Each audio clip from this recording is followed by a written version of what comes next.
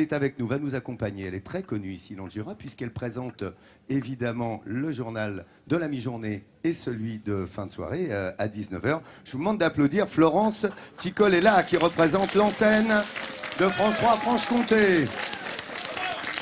Florence, à chaque fois qu'on vient dans le Jura, enfin en Franche-Comté, on te retrouve. Florence, tout de suite, la collégiale Notre-Dame de Dole. On va vous montrer plein de belles images cette semaine, mais évidemment on commence par le monument le plus emblématique puisqu'on est installé juste en dessous au pied des 73 mètres du clocher. La collégiale de Dole, c'est tout simplement le plus grand édifice religieux de la Franche-Comté, visible à des kilomètres à la ronde.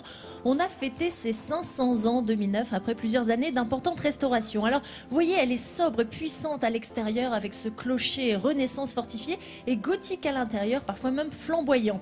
Elle a été construite donc au XVIe siècle, après les pillages subis sous Louis XI, et elle symbolise un peu le relèvement de la cité.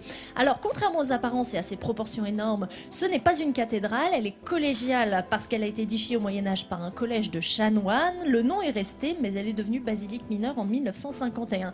Et alors, vous ne le voyez pas, c'est imperceptible à l'œil nu, mais le clocher penche légèrement en arrière, telle la tour de Pise. Enfin, ça devrait tenir au moins encore une semaine.